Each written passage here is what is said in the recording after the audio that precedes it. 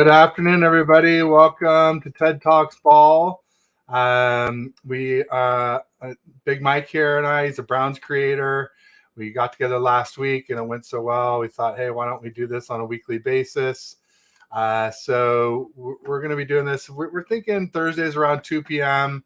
Today we had to push it to 2:30, and unfortunately I didn't update StreamYard and YouTube. So some people were here early. My apologies to everyone who's been waiting. But here we are. We had kind of a deal last week. Niners were going to beat the Bengals for the Browns, and the Browns were going to beat the Seahawks for the 49ers. Neither came true, unfortunately. Anyway, here we are. We stuck to our word, at least, to be back here together. And Mike, how are you doing today? Fine. I'm all right. Living the beautiful nightmare that is life. Attaboy. I love it. I'm just sort of clicking around here, retweeting stuff, getting the word out that we've started, especially for anybody who may have got here early and left. But shouldn't take too much longer.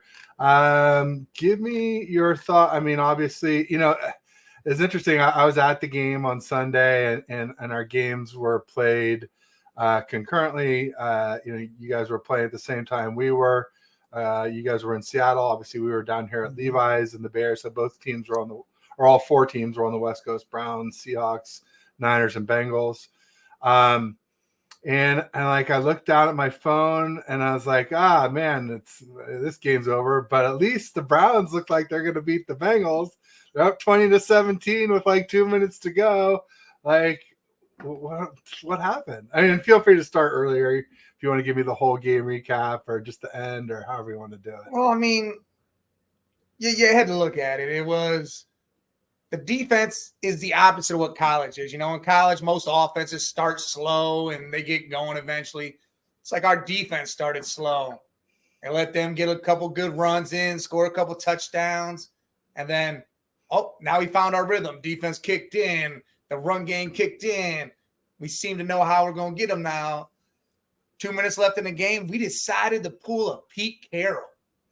We literally did a Pete Carroll that he did in the Super Bowl and said, you know what? We're not going to run the ball. We're averaging 4 yards a carry. We're not going to do that. We're going to throw the ball and hope to God we do something. And Jamal Adams pulled a Lionel Messi, headbutted that ball about 100 feet in the air, and it just happened to come down in Tyreek Woolen's hands, and that was the game. The most Cleveland thing ever. Oh, my God. So it was dramatic. I was wondering how it went so wrong so fast, and that explains it. Oh, man, Jamal Adams. Quite a player. I always felt like he was a bit of an overspend for them, but maybe that's starting to pay off. Tyreek Woolen, obviously, great player last year, arguably could have been defensive rookie of the year over Sauce Gardner. Didn't probably have the same cachet. We got Jay in the Bay in the house. We've got James Durnall in the house from across the pond, Red Jet Shell, Danielle Thompson. Going on, y'all? Some good turnout here. I'm just trying to keep up. We are streaming to both channels, so I will try to play, at least show all the chats, at least briefly, even if I don't get a chance to respond to all of them. Jay has his own podcast as well, too. So make sure you check him out. He's there with Eric Price and Rich Keltz. Great folks, great YouTube streamers. So Jay says, Ted, we'll be back to your apology tour about Brock. We take back. A lot of people want me to take it back because I feel like I jinxed him when I jumped on board the Brock train. I sort of have, Jay. I mean, at my peak after the Cowboys game, I had him in that 6 to 9 range. After the Browns game, I moved him back to 8 to 12. After the Vikings, I was going to move him to 11 to 15. But, the 2 interceptions came after the concussion, so couldn't really do that. But, yeah, after this Bengals game, I've got him back to 11 to 15. And if he plays another poor game, I'll be ready to put him right back at mid, which is where we started in the offseason when I got into all that trouble, that 14 to 18 range, or 16 being right in the middle of that. So I kind of have taken it back some, Jay, not completely, because I was slow to crown him, if you'll remember, and so I'm going to be slow to knock him off the pedestal as well too. But getting closer, ready to say completely take it back, and especially when it's like wet conditions, or we need him to come through in the clutch. Seems like two situations where Brock Purdy maybe doesn't seem to excel too much. We'll see. What do you think about that, Mike? I don't think you guys should have started him. I can't believe they pushed that. They pushed him in there, and he became cleared. What, Saturday? Was it Saturday or Friday? Yeah. I would not have pushed it. Like, why push that? I mean, you lost anyways. If you would have won, then all right, everyone's like, oh yeah, cool, we did it. I would not have pushed it. Let Sam Darnold go out there, do your thing. Let him get the bye week. Because again, we were talking how we don't think he's 100% yet from his original injury and the concussion. Whether or not you're cleared or not, you still got some bells being rung a little bit up there. You know, I don't know. I wasn't a fan of pushing it. No, me neither. In fact, I wrote an article that said as much. I said basically, would you balk if Kyle decided to sit Brock? And my thing was, no, I wouldn't balk. I mean, even though I was going to the game, and I'd much rather watch Brock Purdy play than Sam Darnold play. I think I made that pretty clear last week, and I've made that clear throughout time. But, ultimately, it's sort of like I'd rather lose the battle to win the war. And sure enough, Brock fell back and hit his head on the turf pretty hard on that the play where he threw what would have been his third interception, but it got called back on a penalty. And then the next play, Hendrickson came around the right edge, or I guess the left edge of our line, the right edge of the defense, and stripped the ball. And so Purdy had kind of almost like back-to-back. He actually kind of almost had two back-to-back turnovers where he threw two interceptions back-to-back, and he threw an interception, fumbled, lost back-to-back. It's just that the interception didn't count because the third interception didn't count because of the penalty. So see that's how you know he's not right now. He was known for not turning the ball over. His IQ, everything about his mind, his IQ, his football IQ. He didn't put himself in a position to throw bad passes or force anything. And lately, that's what he's been doing. And it's just he needs to refocus, sit down, settle down, stem it down, and relax and get it back together. Let's not start this apology stuff again. No, I mean, we're talking about rescinding the apology is what we're talking about. But yeah, I'm trying, like I said, not to be knee-jerk in one direction nor the other.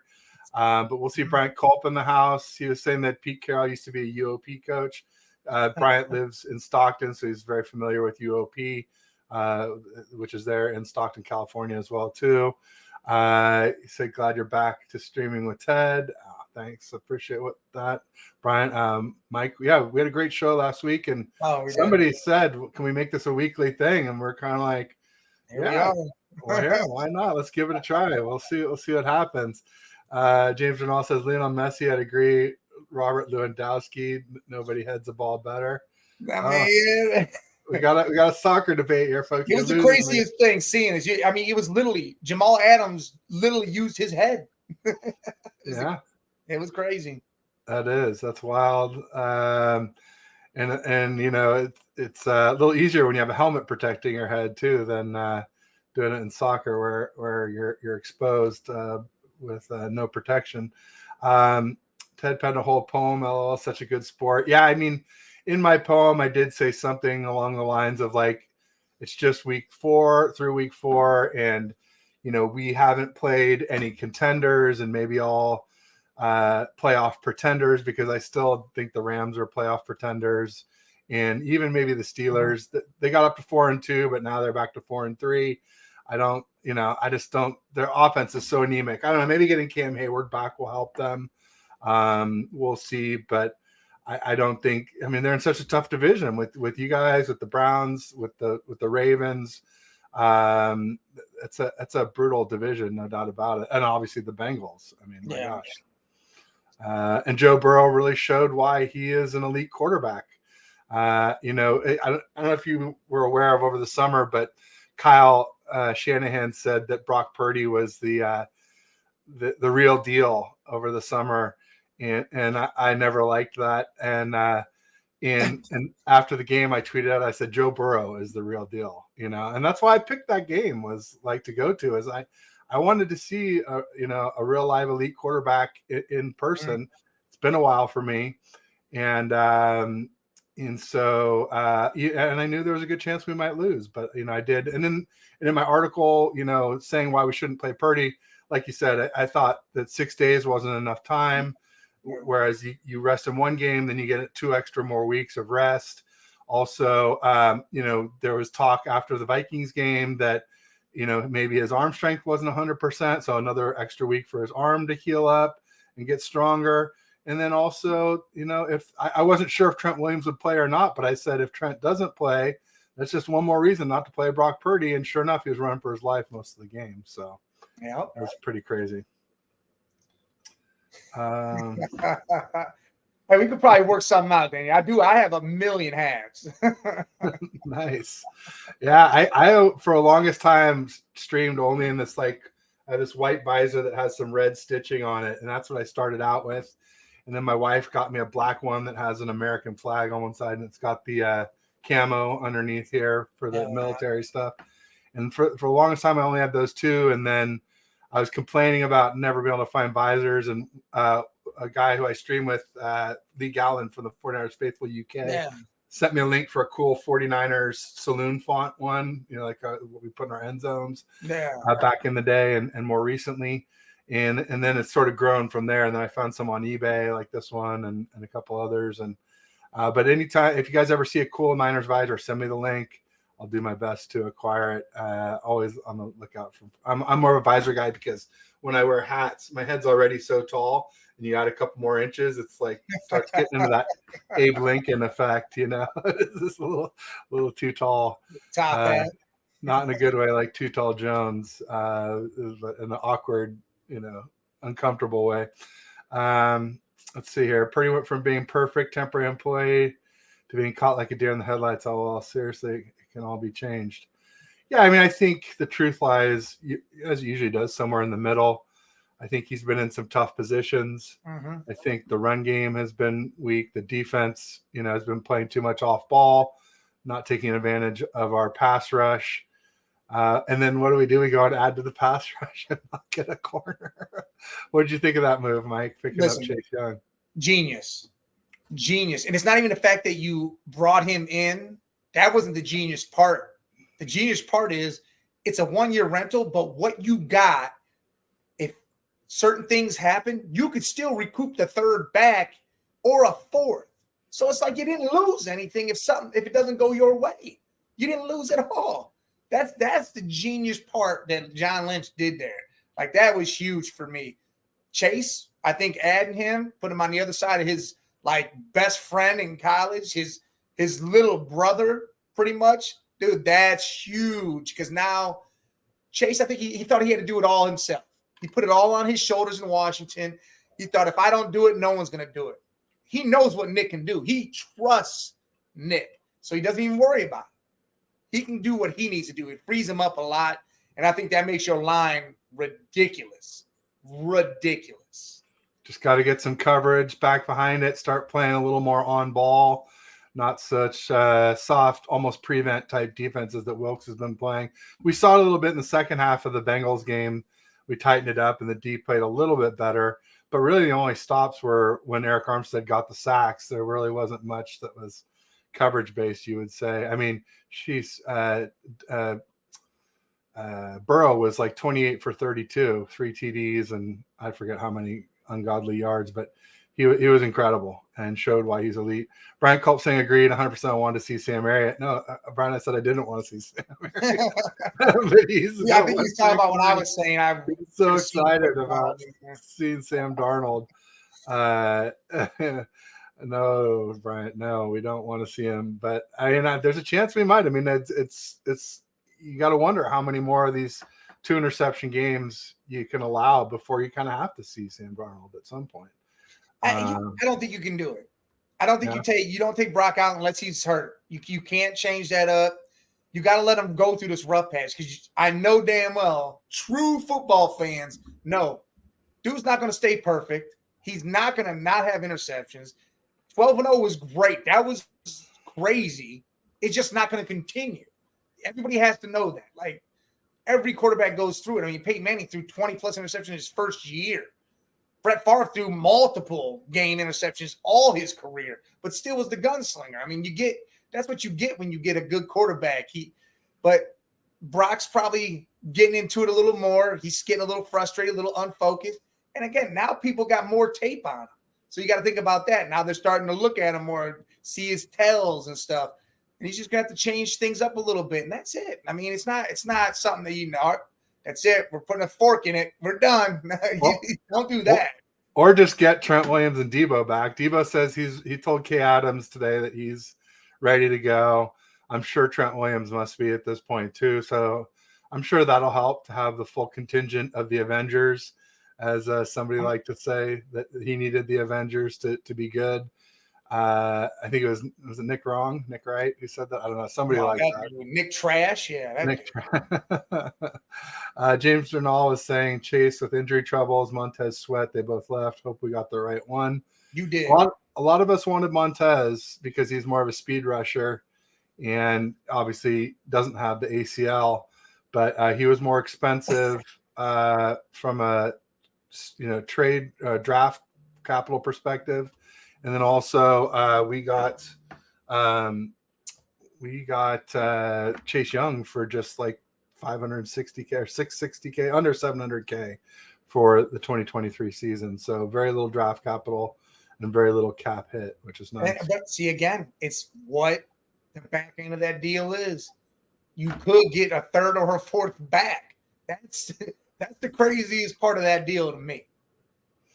Yeah, it is. Hey, you can recoup that back. But again, people are saying Montez, Sweat, or Chase. All right, Montez is that speed rush coming up the middle, doing his thing. But I still think Chase is going to be the better bet for you guys. The injuries, but again, that was more him putting it on himself, forcing himself to do things that he didn't have. I mean, look at it. Ohio State, he really didn't get injured. He got injured like once, missed a couple games, but he didn't put it all on him. He was able to play free. Now he's going to be able to do that again. And it's like Zadarius Smith and Myles Garrett. They just play and do everything. They're out there doing stupid stuff, just playing defense, and they're killing people. Yeah. Arguably the best pair of edges in the league. You could say, like you said, Myles Garrett, Zadarius Smith might be one pair that's the best. A lot of people say TJ Watt and Highsmith in Pittsburgh. They could be the best. I would even throw in Micah Parsons and DeMarcus Lawrence as another, group. And then obviously Bosa and Chase Young probably have to be in that same conversation. Besides Garrett and Smith, I like Bosa and Young. I'm telling you, there's going to be a lot of fireworks, and this is going to be nuts to see. I'm glad we already played y'all. I mean, if we play you guys again, it'll be in the Super Bowl. If, God, we make that far. And I'm going to have to see it then. But then it'll be the two of the best duos ever to smash each other on the defensive side. And it'll be crazy. There you go. It would be a hell of a rematch, no doubt about it. Chat's just making some jokes. You have a 23-year-old trying to do too much. It ain't his own responsibility, but he wants all of it. No, there's definitely – you kind of mentioned something like that earlier, Randy, and I agree. He's just trying to do too much. And that's where he's gotten into trouble at Iowa State and now here in the pros. So let's, but this isn't just a Brock Purdy thing either. This is a 49ers thing that we're kind of a front running team where we're good with the lead, but when it's time to play catch up, we don't have a good drop back passing game in general. We never have under Kyle here in San Francisco. And so it's not realistic for any quarterback that we've had so far, at least, to be put far behind in the fourth quarter. It's going to be a tough sledding for whoever it is. Brock Purdy, Jimmy G, Trey Lance, you name it. We've seen a lot of people try and fail. And my problem is it's still not a lot of Kittle. Use that man, dude. Big body, sure-handed. Use it just to move the markers if that's the case. He's not going to always be a home run hitter, but man, if you use him more, especially with Debo out, I think it changes a lot.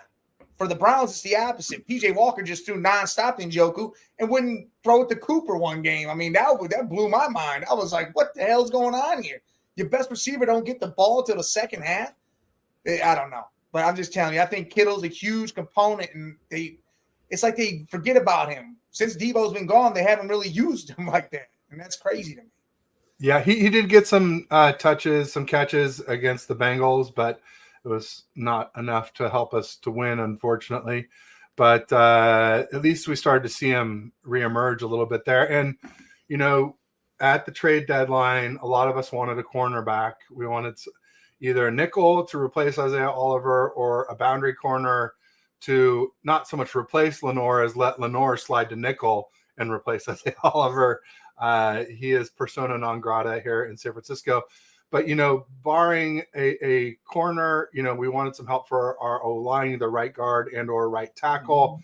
Really tough to get good guards or tackles in the in the trade market mid-season. So that was somewhat unrealistic. But I thought maybe what we could do is get another tight end like Kittle who can block and catch, because Dwelly can only catch and Warner can only block. And so either one, when they come in, they telegraph the play. If Dwelly's in, you know it's a pass, and if Warner's in, you know it's a run. And it even happened on in the Bengals game. I saw Warner come in, I'm like, oh, here we go, we're running it, and sure enough, we did. So that's not good when you give away your play call.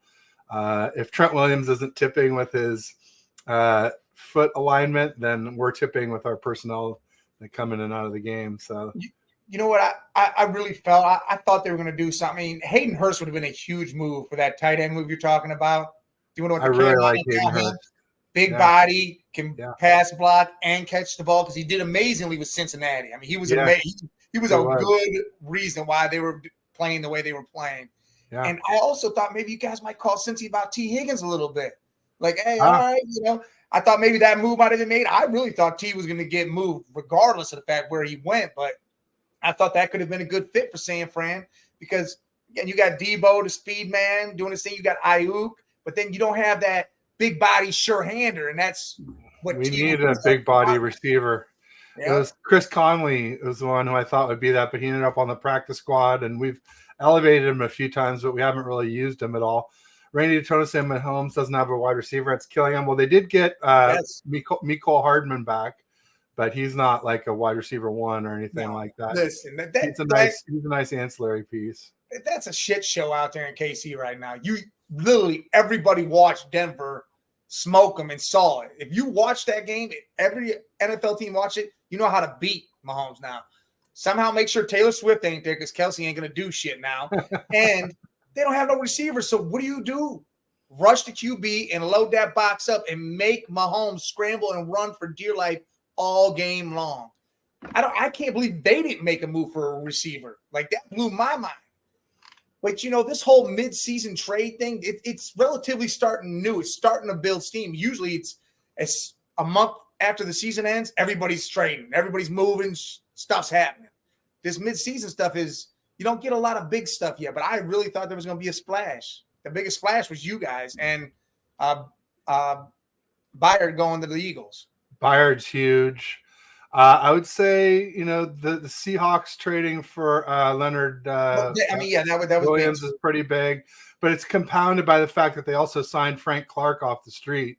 So that combination going to Seattle is big. And then Byard to the usually a safety wouldn't be as big of a splash as a defensive end, but Byard is so good. And the Eagles needed it so much. And added to it, that was the piece we were missing. Yeah, compared to us, like, how much do we need more pass rush? I don't know. I think we need more coverage. And James Renall says it here, seem to have their heart set on Womack.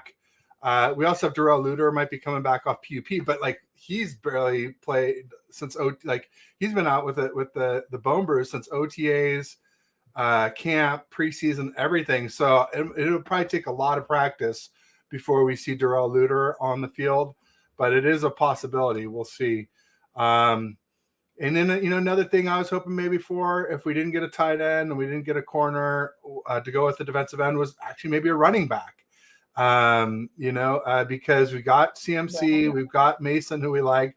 Elijah Mitchell never stays healthy, and so far, even now that he's been healthy, he hasn't looked right. I think he will. I don't think he's had enough injuries to be like hobbled by it, but mostly just MCLs. But until he is right, and then like we've got TDP, Ty Davis Price, but we just haven't seen any of him.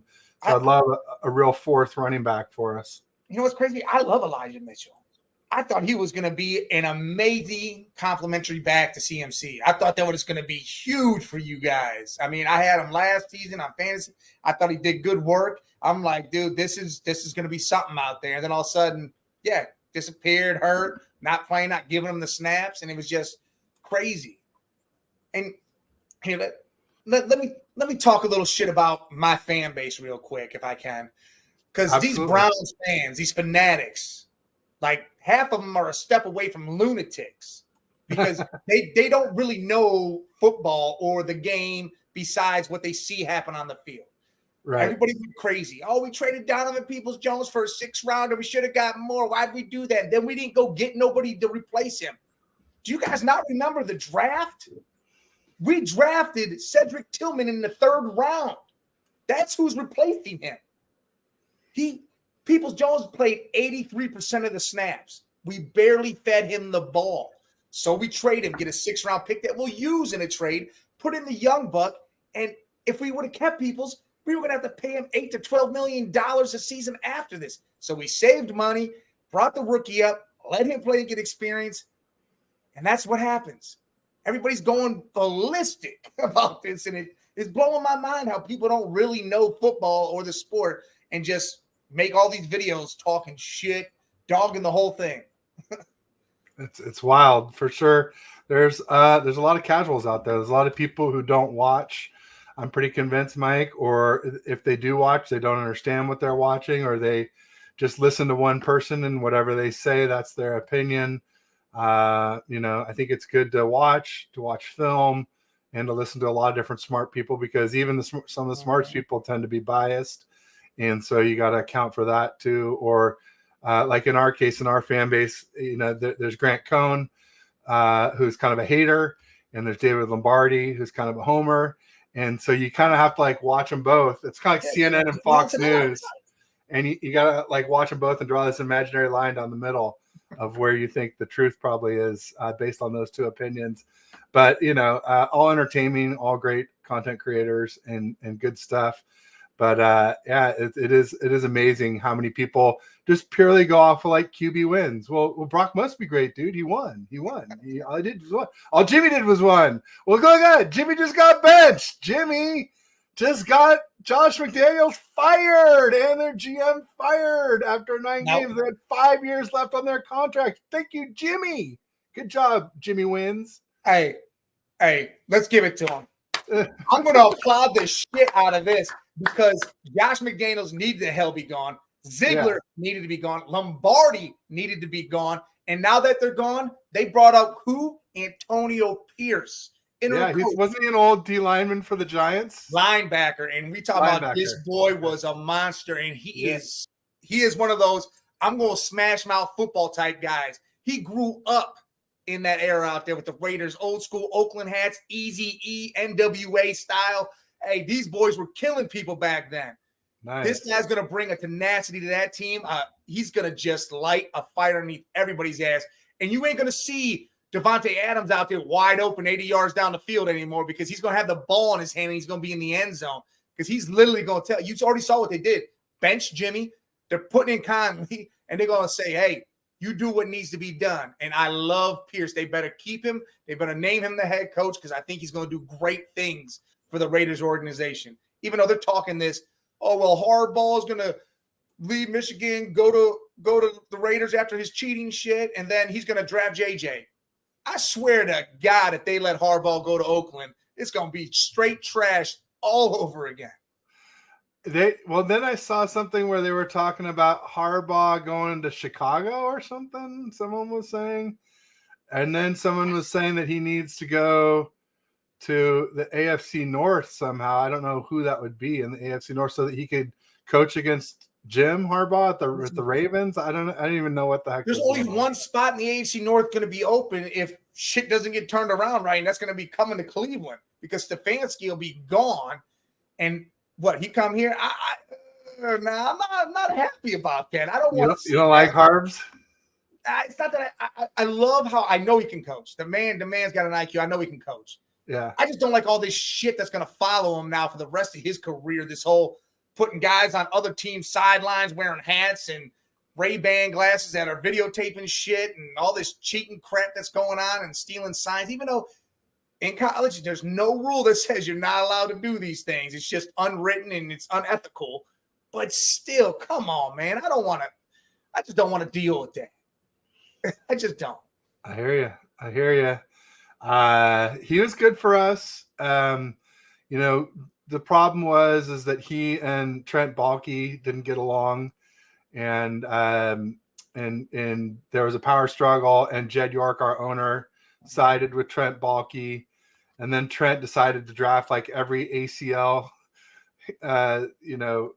draft pick coming out of college, and the team fell apart. Some people say that Colin Kaepernick got figured out, and I'm sure there's part of that people learned to spy him, but I think part of it was that the team just fell apart around Kaepernick too. If you look at the team in 2011 and 2012 that had been built mostly by Scott McCloughan, our previous GM, who then, and this is how good that guy is, right? The guy who built the core that Harbaugh took over here with and went to 3 NFC championships and the Super Bowl in 3 straight years. That GM was so good, Scott McCloughan, that he went to Seattle and he helped them build the Legion of Boom as well, right after being here. So put together a killer defense for the Niners and then a historic defense for the Seattle Seahawks. And then he ran into problems with substance abuse and whatnot, alcoholism. But bottom line is, and I guess Baalke's doing good things now because the Jags are doing well, or maybe it's despite him. I don't know. Or maybe it's having back-to-back number 1 overall picks, which has never happened before, the way the Jags have done that. But I'll tell you, I'm sweating the Jags coming out of our bye on when is it? It's the November the 12th in Jacksonville. So a week from Sunday, we play the Jags, and I'm definitely worried about that game. As much as I was about the Bengals, if not more. Listen, and rightfully so, because you're coming southeast, travel, you're coming off a bye. Jacksonville's getting hot. They're starting to play. Sunshine's really starting to light it up. I mean, that whole team's starting to come around. So they have a legit trio. Yes. Christian Kirk and Calvin Ridley and Etienne. That's a great. Evan Ingram as a good tight end. I mean, you got their defense. How lucky are they that they just signed Calvin Ridley off the flipping street, man? After that gambling thing, they're the smartest people in the world. Give up any draft capital, did they? Not smartest people in the world. Just said, hey, you know what? Come on in. Yeah, we'll take you. No one else wants you. We'll take you. Smart. It blew my mind how it happened like that. Like no one else looked at this guy and said, hey, yeah, we want him. I mean, I can see why the 49ers wouldn't, because we don't mess with people with character issues. But there's a point where character issue. I mean, I get it. I know. He bet on football. I mean, all right, cool. You can that shit. All right. I mean, it wasn't on the Falcons, right? Or was it? I don't think he did on the Falcons. I mean, even if you bet on your team, it's not bad if you bet for your team. It's only bad if you bet against your team, right? He was out for the season when it happened. He wasn't even playing or in the stadium or any of that when all this goes down. All right. I don't know. Like I said, that to me isn't like a crazy character issue. But God, dude, it's just crazy how that talent. He's good. He's real good, and you can see it now. No doubt. I saw a comment. I want to say James said it, and it was about the Raiders needing Eric Bieniemy as the head coach. I don't want that for them. I want him to stay in OC because that's what he's good at. It's the great one. Put him at the OC and let Pierce stay the head coach. I'd rather have Pierce yelling at people, telling people what the hell's good, and keep quiet as Bieniemy as the OC, run the offense quietly, and let Pierce just do a Dan Campbell thing. Dan Campbell. Look at the wonders that's done for the Lions. Who's the OC for the Lions? Do you know? I actually do, because but Ben Brown, because don't know. Like what I'm saying is you don't hear about him. You don't know nothing about him. He's quietly doing his thing, and Dan Campbell's quietly telling everybody, go out there and kill everybody. Yeah, not quietly, he's loudly telling everybody. Yeah, no, Dan Campbell's great, man. You gotta love that guy. He's one of those guys, like, if you like football, you gotta love Dan Campbell. He is just a football guy, and tough and no nonsense. And I think they were talking about it in the Raiders Lions game, where they were just kind of like, you gotta like this guy. It's kind of like Kittle. If you like football, you gotta love Kittle. It's the intensity, man. It's just intensity. Yeah, no doubt about it. Great one down here at the bottom saying funny because the media was always bashing Benjamin for being too tough with players. When did we ever see this? I think, again, the media says a lot of stuff. They say a lot of shit, and I don't believe half of what they say most of the time, man. Have you heard a player come out and say it? Because I haven't heard no players. The Chiefs were mad when he left. I mean, I don't know. This is funny. James and all, we are so fickle. Wait, no, we're not. Football fans fickle? What are you talking about? Greatest fans. 12-0. We love you. 0-3. Fire everyone. Love the faithful. Yeah, I'm not saying fire Wilkes or fire Kyle. I've never said fire Kyle. I have said that he's a genius in everything except for quarterbacks, and every third-round pick not named Fred. Moody has a chance to change that. But so far, as you saw in your game, that's when Moody fell apart the most. And then the next week, he missed a 40-yarder in the dome against the Vikings. That was not great. But then now he's perfect since then. So keep it up, Moody. Keep it up. That's one of Bryant Culp's favorite guys. He has a Moody jersey. Yeah, that's what you were telling me before. He's like Sam Area and Moody are his two dudes. He likes those underdogs, no doubt about it. Didn't have 6 retirements when Jim Harbaugh left. Boy, that was a rough season. Yeah. No, I mean, the team fell apart. It was like everybody laughed, and the people that were there were like shells of themselves. Like there were still some players on the roster in 2016 that were the same names as 2012, but like they were washed at that point. Yeah. So it wasn't like there was anybody left from that team in reality. All right, I'm gonna leave that one alone. Small world. We tried to trade Harbaugh to the Browns in 2014. Oh, interesting. I didn't even know that. Yeah, I remember that. And I think that was along those same lines of like Jed York trying to go with Trent Baalke, and he just picked the wrong guy. Harbaugh would have a thing to do about. Okay, all right. Raiders want to turn things around if they want to hire Bieniemy as a HC. Yeah, I mean nobody wants to go to that team right now. It's a dumpster fire. I think I saw a stat that was saying, what was it, like the worst point differential in the last 6 seasons or something like that, and the Raiders are number 1 in worst point differential. So and it's crazy because all the other offensive weapons are good. They have good offensive weapons. They just don't have the quarterback to get them right. Or the Josh Jacobs is a stud. Devontae Adams, Renfro's good. Yes. They got Hooper, right? No, it's the rookie, isn't it? The rookie, what's his name?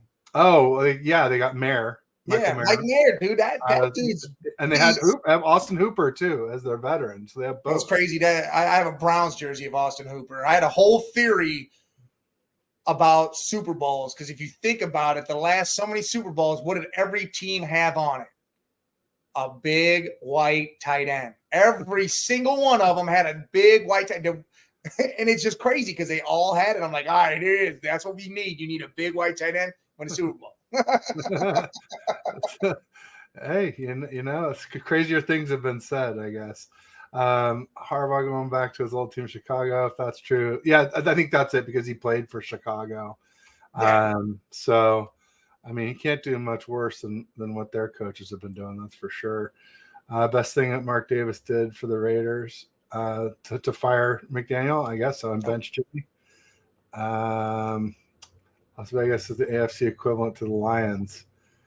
I mean, is going to be. Okay, maybe he's going to be. I was going to say, I can see that. The Lions have had so much futility for so long. At least the Raiders had their Super Bowls in the 80s that they won. They won 3. So, and in the, actually, I mean, they won one right before the 49ers did. I remember when it was Jim Plunkett, who had been a 49ers. He was a 49ers QB when I became a 49ers fan. He went to the Raiders, and they beat, I think it was Jaworski and the Eagles in the Super Bowl in 1980, after the 1980 season. So it was 81. And I remember my dad turning to me, and he's just like, what is it about the air in Oakland that makes them champions and makes the 49ers dog shit? You know what?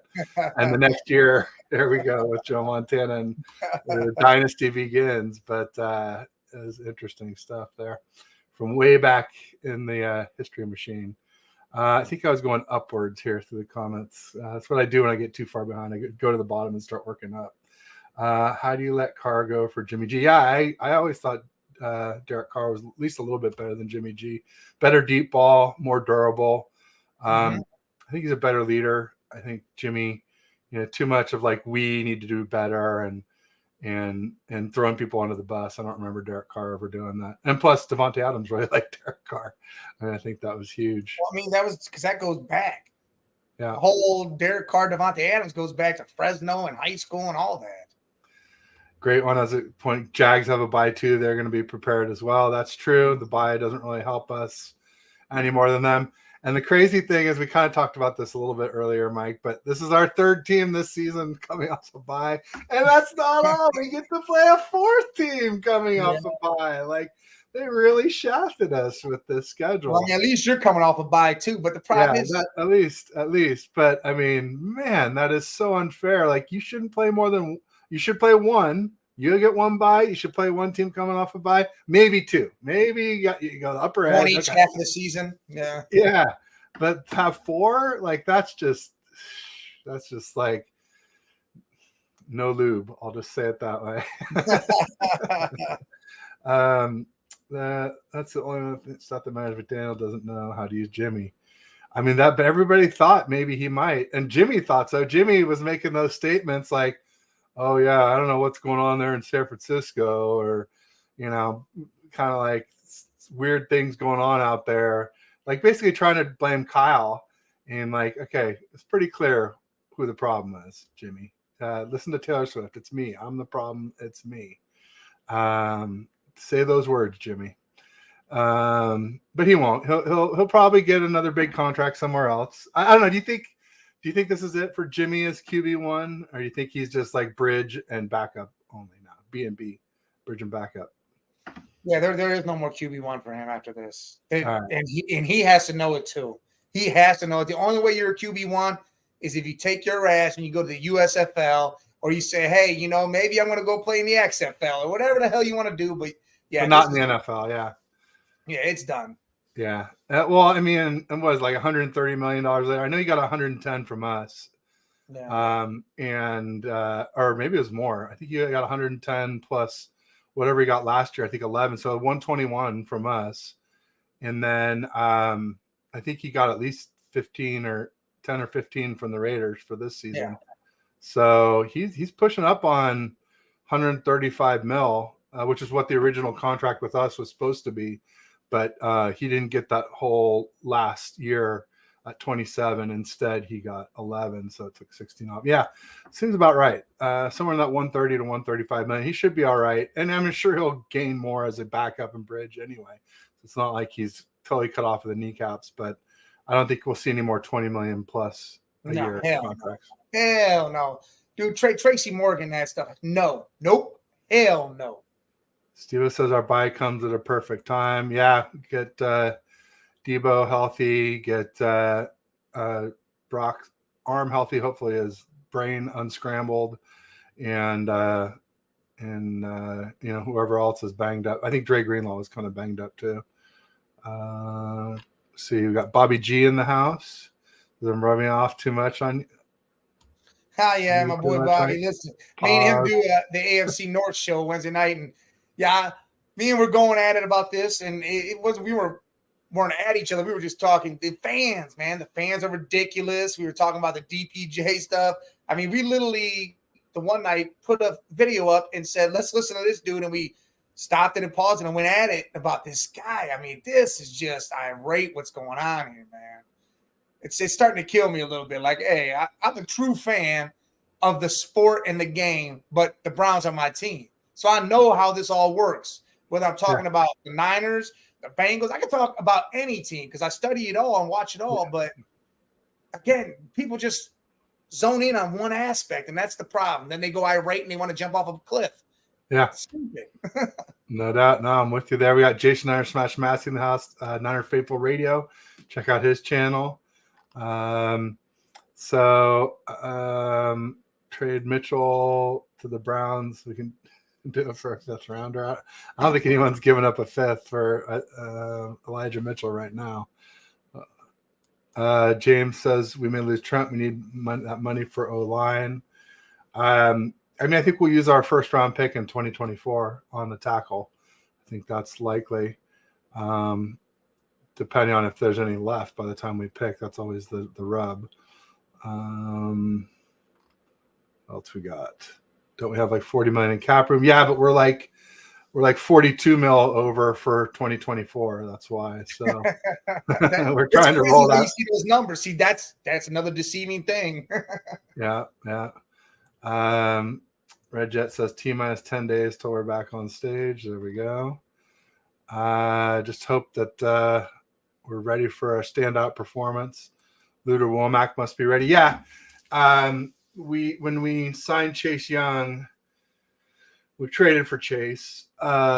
We released the old Cowboys corner named Brown. I forget his first name. And we also let go of Sheffield, who, like, I saw him down on the stationary bike when I was at the game. I'm like, does that say Sherfield? Because I know there's Trent Sherfield, who used to be a Niner, who's on the Dolphins. And then there's one other team that we played this year. I'm forgetting which one it is. They have a Sherfield too, besides the Dolphins. And I was like, but I don't remember the Niners having a Sherfield. And sure enough, we don't. We have a Sheffield, or had. We just released him off the practice squad. And I think that's to make room for Luder and Womack, or at least one of those two, probably Womack for sure. It could also be Danny Gray, could be coming off IR. And it could also be our draft pick, Robert Beal, out of Georgia, the speed defensive end. All four of those guys are eligible for return to practice soon. So we'll see if at least a couple or three of those get called up. See, hey, what you just said right there, you named off three names that can hit that defensive line, that edge, right? That they're all coming off IR. That's another reason why Chase is, again, going to be able to roam free, because he's not going to have that. We have nobody. We have nothing. And it shouldn't worry you guys because, again, if he does get hurt, you guys still recoup the picks of the pick, whether it's the third or fourth, and you still have the young guys coming in. And I mean, to me, that's a win-win. Shit, why can't we do something like that? That's a win-win to me. There you go. James Durrell loves seeing the Swifties effing melt this week. Yes. I think we're all there. My wife and I had our anniversary on the 20th, and we went and saw the Taylor Swift movie. Hey, happy anniversary. Thank you. It's actually a decent movie. They shot it at SoFi at our last concert, 3.5 hour concert, and they cut it down to a 3-hour movie. I will say, like, it was pretty good. I'm not a huge Taylor Swift fan, but like, I enjoy some of her old stuff. And I would say the first 2 hours are worth watching, but you could definitely skip the last 45 minutes to an hour. You wouldn't miss anything. So if you do get dragged on a date night, make sure you cut it short. Also, if you need to get refreshments or anything, go out during the Evermore era. That one is the COVID one. It was not good, at least not in my opinion. I don't know. Some people love it, but I'm more about like the upbeat, stuff that's more like happy and I don't know. That's about it. But I could see why people would be pissed off at her with football, because it's such a distraction from football. Hey, what makes me happy is I'll never go on a date night where I have to worry about that, because no woman that I date or I would be into dating would ever say, let's go see this damn movie or let's go see this. I mean, my daughter, when she was younger, she was all right. I paid for her to go to Taylor Swift with her aunt, but Yeah. that is it. After that, now she's nope, don't want nothing to do with it. Don't care. That's like, good. right, That's cool, good. Man. No, not only did I have to see that movie, but not long ago, I guess it was back before the baby, we saw the Barbie movie too, which was actually decent. Margot Robbie's pretty hot, I will say. I mean, she is a good looking chick. Don't get me wrong, but man, I don't know. I heard there was. Well, then my wife dressed me and my son as Ken with these big low outfits. I guess you're really doing it the happy wife, Neon. happy life thing. But I'm pretty sure there's other ways to make the wife happy. I even ran into a few Kens out trick-or-treating too. So that was fun. They're like, oh, you're Kena. Anyway, enough about all that stuff. Sorry. So fun guy in the house saying yesterday I accidentally sent a naked picture of myself to everyone in my address book. Not only was it embarrassing, but it cost a fortune in stamps. He always brings good dad jokes. So thanks, Silly. Good to see you. If Purdy continues to play bad the rest of the season, do we go after a big name QB? Maybe we could use our first round pick for that. I think Kyle's pretty happy with Purdy for now, but yeah, I mean, it just irks me. Like, gosh, maybe we could move up for a QB and draft a number 3 overall. Oh, wait a minute. We already see there's that overreaction for peanuts. There's that because we were too ready to win now to develop him. Calm it down. Everything's gonna be all right. You got to. Hey, what's the best part about this is he is literally Mr. Irrelevant. He could do anything, and it's going to be more than what anybody thought he was going to do. What he's already done is literally the Super Bowl of what anybody thought he was going to do. And that's the best part about this. And I think he's going to be fine. He just needs to refocus. He needs to have a Dan Campbell-like guy in his ear like, hey, look, man, you really are a dog. Stop letting all this come get you and chill the hell out. I think Purdy's going to be fine. You saw teams that don't need crazy star quarterbacks. Purdy's not that elite guy. He's that good quarterback that can do the job. That's what he is. He's better than Trent Dilfer. He's right there with Nick Foles, and probably a little better than Nick Foles because Nick Foles was always that backup. He can be the starting QB and do you guys what you need. Don't waste no first-round pick on another quarterback. If you're going to do that, take it in the 3rd or 4th because there's going to be a lot of quarterbacks that come out. But do not do this. Do not overreact to this one. I mean, and the other thing, too, is like at his price, it's hard to beat his value for sure when he's playing decent.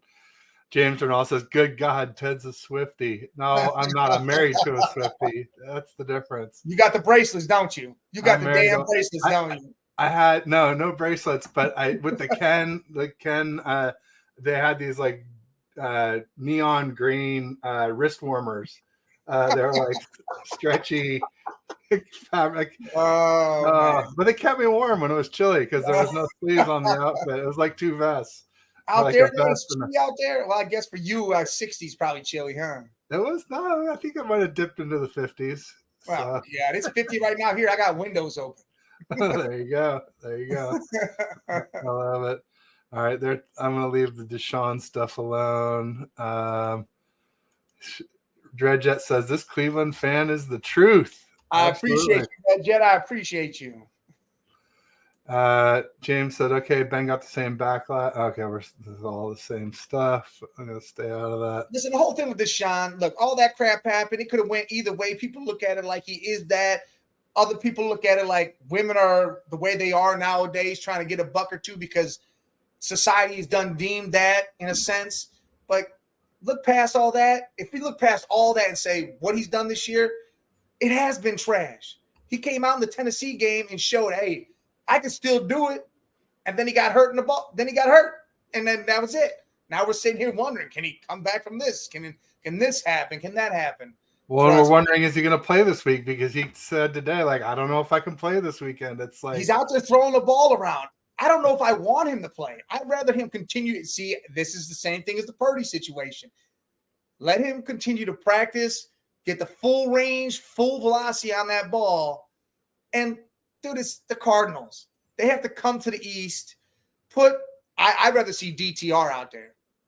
But there you go. DJ Walker, our defense will handle their rookie quarterback starting. We'll be perfectly fine. So just let Deshaun go into the Baltimore game because that's when we really need him. There you go. No, DTR is a hell of a player. He was good at UCLA, and he's definitely very mobile. And if he can learn to throw the ball well, we're seeing Lamar finally look like a stud, like that. What everybody thought he could be. He's sort of getting into that elite category. I was loath to ever call him elite. Almost ready to call Lamar an elite player. If he can keep this up for an appreciable period of time, I'm going to have to add him up there with, obviously Mahomes, Josh Allen, Burrow. I still have Herbert up there. Herbert may fall out. I don't know. Maybe we'll put T-Law up there. I don't know. I need to see Lamar do it the rest of this year and next year before I even say, hey, this dude's an elite passer. Win a few playoff games. Yeah, dude. Yeah, go to the playoffs, do your thing. He's 1-3 in the playoffs right now, right? Something like that. Yes. And that's the thing to me with Lamar. All right, his percentage is up. If you take Mark, he's like Pat Mahomes to me. I think if you take Mark Andrews away from him, what is he? He's not. None of them wide receivers are catching the ball. No. Zay Flowers might be a little bit. Odell isn't. Bateman isn't. None of them guys are catching the ball. So is he dink and dunking to the running backs, the 500 of them they got switching in and out up there?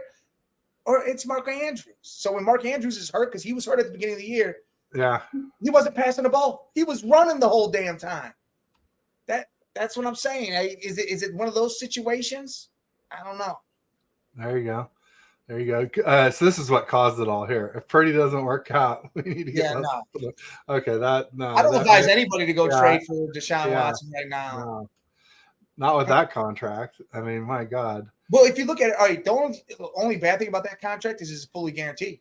Yeah, well, that's what I mean. That's it, because if you think of number-wise, he's fallen down to almost 10 number-wise. All these other quarterbacks have gone way above him. So you're like, all right, the fully guaranteed where the real issue is. But again, that could be worked out. The Browns would probably take a chunk of that hit and trade him and let the other team take it, however that worked out. But I sure in hell wouldn't do it. And if I'm the Browns, I'm not doing it either. You staked it, you might as well claim it and let this man run wild and see what happens. There you go. James says our D was full of passion the past few seasons. Ryan Saleh firing guys up. D'Amico Ryans and Robert Saleh firing guys up on the sideline, calling plays, make our stars be stars. Wilkes wants to be closer to the effing cafeteria. That's brutal. I just think some people are more a booth. I mean, a great example is I'm blanking on his name right this second, but the one for the Dolphins who we thought about getting, and he ended up with the Dolphins with Mike McDaniel. Was that Fangio? Yeah, Vic Fangio is a booth DC. And I just think if you're not like a rah, fired up kind of person like Saleh and D'Amico Ryans are, then sometimes you're better off in the booth. Like they showed pictures of Steve Wilkes where like everybody's like all excited because there's a great defensive play. And he's just like, stoic and just like thinking about the next play. And like, it's almost better that that's not on the sideline. It might drag the emotions down, instead of pumping them up. So I think just by being on the sideline doesn't cure all your ills, I don't think. But it doesn't, but you gotta know that's a culture shock right there. You go from that, go kill everybody in your face, going crazy type to silent and chilling type. Like that's, you're going different ends of the spectrum. I would hate that. If I was a player, I would hate to have a coach pumping me up, getting me ready to go out there and murder somebody, and then all of a sudden I got a coach that don't do shit. Don't even say don't do nothing. Don't get crazy when we do anything good. Just sits there, takes it. Like, man, that kind of bums me the hell out right there. Yeah, no, I'm with you. Randy says firing coach is like electing a Democrat and then the Republicans after, nothing get better or change. I want the same coach for as long as the top ones. Yeah, but the great coaches get poached. So that's the problem, Randy.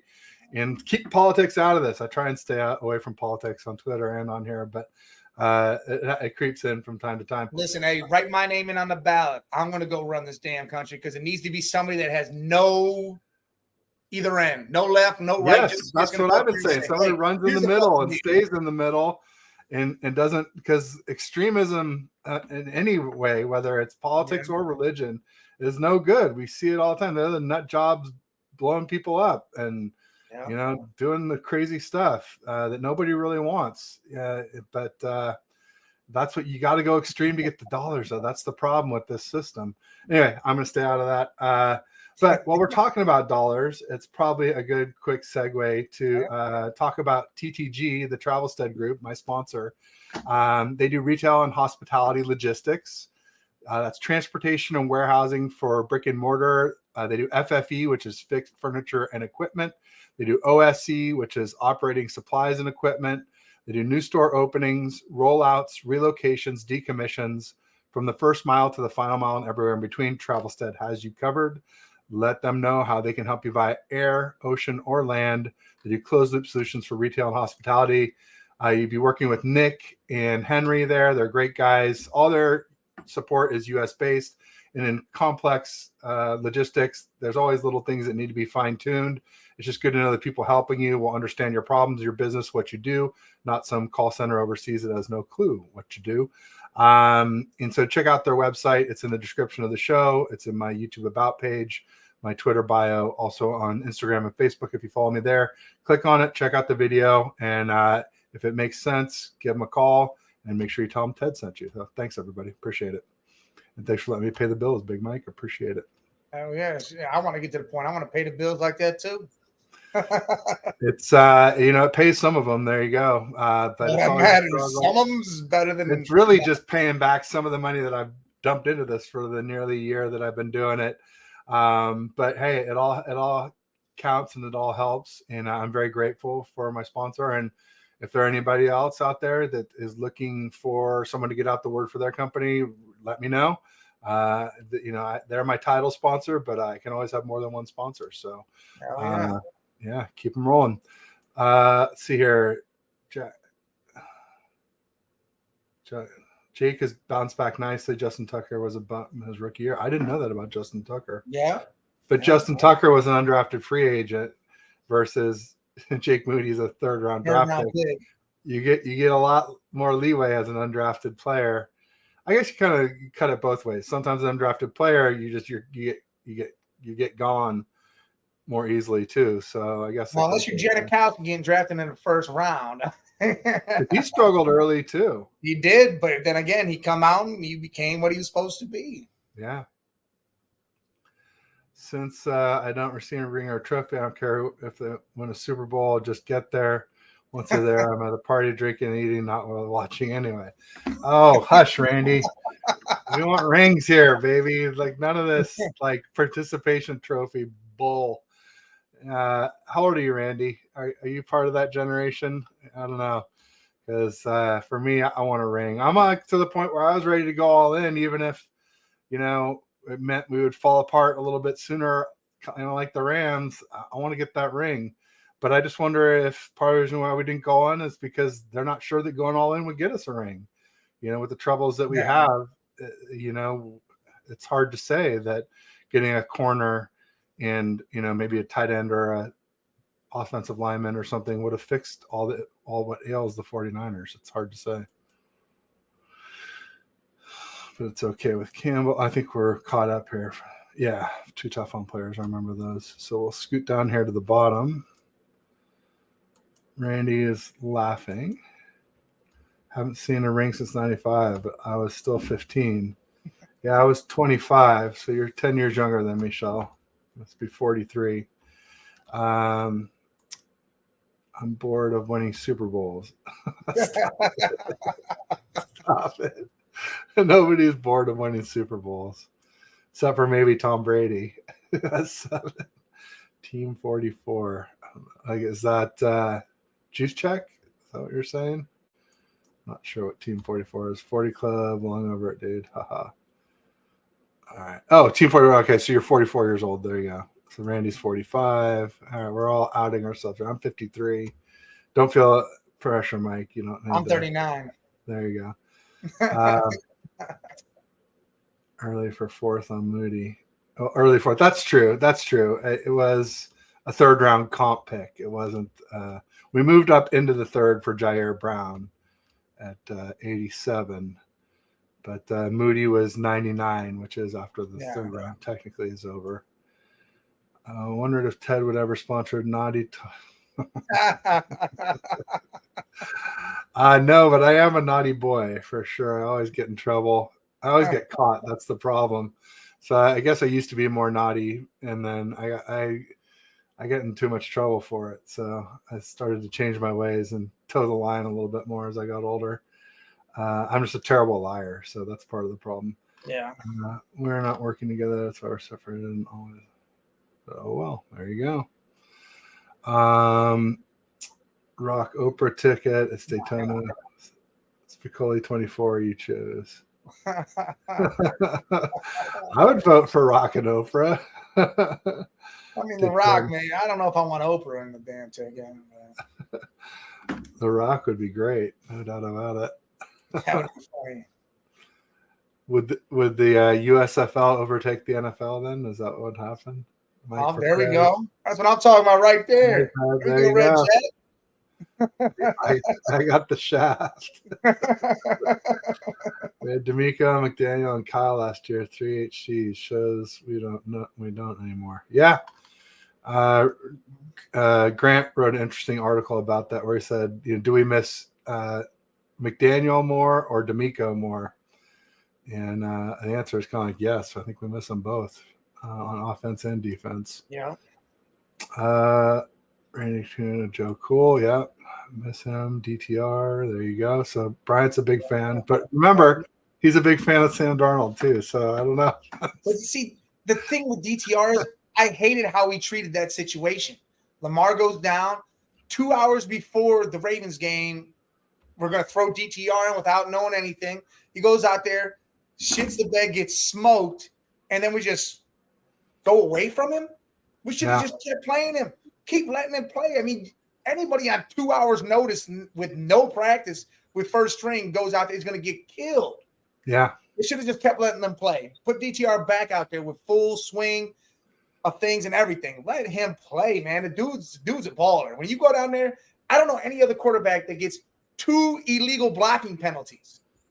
This dude went out there in one game, got 2 illegal blocking penalties because he was smacking dudes. I mean, come on. I mean, at the very least, there are no other quarterbacks with hyphenated names, are there? I don't think anymore, no. Yeah. So, I mean, that would be unique just in itself. Joe Stevens in the house saying go Hawks. He's a Seahawks creator, good guy. He does a lot of work with Ryan from No Border Sports, who I team up with on Tuesdays for No BS Ted.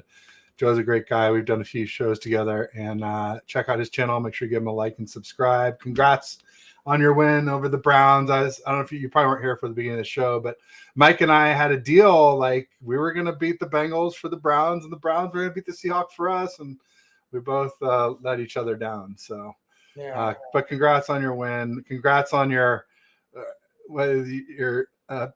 messy Jamal Adams, messy like heading the ball to Tariq Woolen to win the game, or at least to get the turnover towards the end of the game.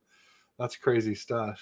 It's going to be interesting. We got the Niners. We play the Jags on the 12th, and then the Bucks on the 19th, and then we head on up to the Seahawks on the 23rd on Thanksgiving. So that's a huge game coming up as far as maybe division. That's going to be a good game on Thanksgiving, too. Right? Yeah, on Thanksgiving. Thank God. Well, because you don't ever really get good games anymore. It was always Detroit versus somebody, Dallas versus somebody, and, that was just trash. And then now they added the third game, and the third game was always something. Yeah, I don't know who it is. Mike just froze there. So bullshit show. There you go. You kind of froze up there for a second and again. Oh. But bottom line is, it's going to be, I mean, the Seahawks took over first place in the NFC West after we lost to the Bengals, or after they beat you guys, I guess. They are 6-2, whereas the 49ers are 5-3. So, or maybe they're 5-2. But whatever it is, they're ahead of us in the NFC West, which is I don't think many people expected that for this season. I didn't. I thought they'd be close to us. I never thought they'd be ahead of us. Yeah, I thought they would always come in second. I didn't think it was going to be a real crazy battle, but here it is. But I also didn't expect them to pick up Leonard Williams and Frank Clark either. The thing about Frank Clark is, it's kind of either it's a wash or even a slight step down from Uchenna Nwosu, who they lost for the season. Although the scary thing is they may get Nwosu back for the playoffs. He had pec surgery, and there's a chance he could be back for the playoffs. So then they could have Frank Clark and Nwosu and Leonard Williams. Then that starts to be, Mafe. Then all of a sudden their D-line starts to be somewhat scary. Randy's saying that's how quickly things can change. Remember how Walton was before he got hurt? Almost MVP. I think he meant Watson. Ted, Mike is in the East Coast. 50 degrees is no biggie. For you in California, 50 degrees is long. No, I mean, it's not that bad. But I was wearing shorts and here, I'll show a picture. I'm wearing shorts now. I was wearing a cut off sleeve shirt. I'll show the outfit. This is my son and I. Here we go. Before we went out. So all right. then my wife decided that it was too cold for him to go out dressed as Ken in the shorts, and she put him in his Lightning McQueen. He had two outfits, one for dress up for Halloween, and the next day he wore a costume to school. So he had Lightning McQueen for that. The jumpsuit was much warmer, so that's what we actually went out in the cold weather in. But yeah, no problem for hubby. He could stay in the shorts.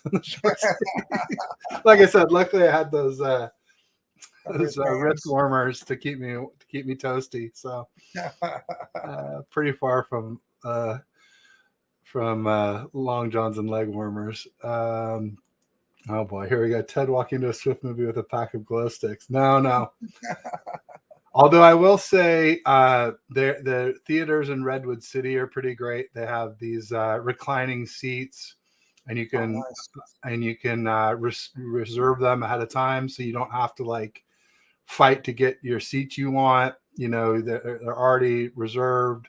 You can even have stuff delivered to your seats. It's a pretty nice experience. It's not much more expensive than the regular movie. I don't think we'll ever go back to watching regular movies after that. So I highly recommend that if you're on the peninsula. Be honest, I don't go to the theaters. I'm a whiz with doing certain things, so I can sit here and there you go. Crack streams or something along those lines. Yeah. I mean, we do have a theater like you're talking. You can order wings, beer, everything, sit there, recline, and eat. And I mean, that's crazy. Yeah, I want to go experience that once at least because I haven't yet. But no, you should definitely try it one of these times. In fact, they even they have a subwoofer in your headrest. So when the beats are going on the screen, your headrest is vibrating along with it. It's stuff. I think they call it XD or something like that. Yeah, you should definitely check one out. It's like $20. Yeah, that's what they say out here, which means in Ohio it's probably a little bit cheaper. You probably get one for 15 or something. Would be my guess.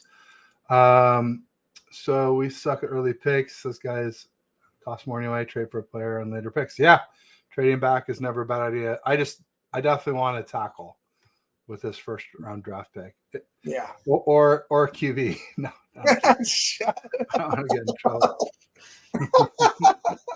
We can package some draft picks from the next three drafts, 2024, 2025, 2026. We'll use 3 first-round draft picks, and we'll move up to number 3 overall. Oh, wait. And what QB are you taking? I feel like I've heard this somewhere before. I don't know. What QB are you going to take if you did that, though? Happy spouse, happy house. I hadn't heard that. I've heard happy wife, happy life. But see, I like what Red Jet said, though, because that goes both ways then. Yeah. How are you on time? I didn't really ask. We're an hour and 15. We're rocking, man. Keep it going. Okay. I just want to make sure because I should have asked you before we started. Hey, listen, man. I don't got nothing to do. Where he says not by your logic. Gotta Snowflake, maybe something We're over there there. talking about Steve Wilkes is what's been going on over there. It's a big whole thing about how they're battling about Steve Wilkes. Well, I mean, Steve Wilkes didn't miss the tackles, did he? I mean, well, listen, the thing is Steve Wilkes, he was here in Cleveland for a little while, and then he went to Arizona. I think he got he did his thing in Arizona, and I can't believe they just ran him out the building and never really gave him a shot. And then he was in Carolina, and they were tanking for Bryce, and it was just he's had a lot of bad breaks, is what it is. And I don't think it's a problem because your defense is still the defense. You have all them guys out there. There's no reason why it can't just be on Steve Wilkes. This isn't like a Matt Canada thing in Pittsburgh. This is nowhere near what that is. Matt Canada is trash. His whole scheme is trash. And they do not have the players that can do it. They have nothing. Deontay Johnson, I don't like. Pickens is going to be a great wide receiver. Pickens is great, yeah. But Pickett is not the quarterback for that system whatsoever, or that team, let alone. No, I mean, if you think Purdy has small hands at 9 1/4 inch, Pickett is 8 5/8 inch hands, which is and then you got that. Then they have no running back. Najee Harris is trash. Jalen Warren really is just a complimentary back. Is Najee trash, or is it just their O-line can't run block? That's the next Trent Richardson. Straight trash. Really? Straight trash. I just don't think he's good. I mean, they don't have a real good offensive line, but you would think he would somehow spark and have some sort of game here and there. He's not doing any of it. And this is going on the second year of not doing it.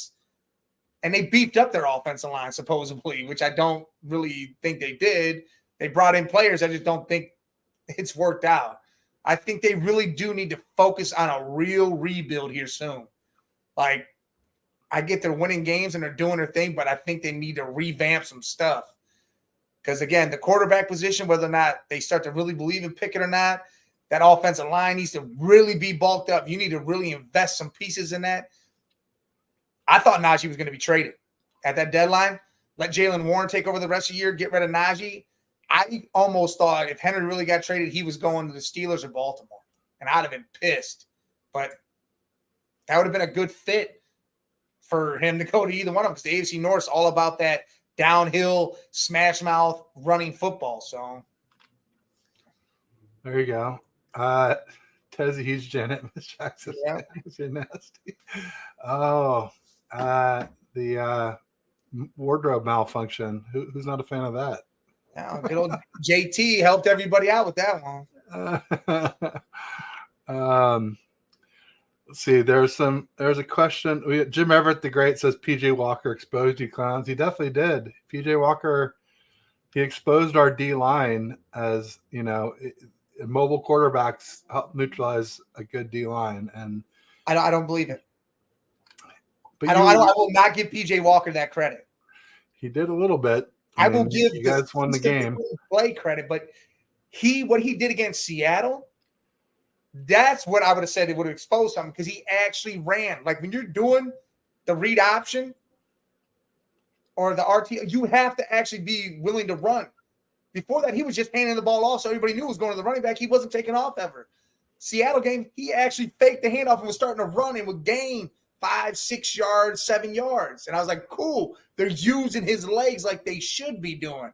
Now, that made me feel better about the situation, because not sitting back there just getting smoked every time, or watching the running back get hit 2 yards shy of the line of scrimmage wasn't doing it.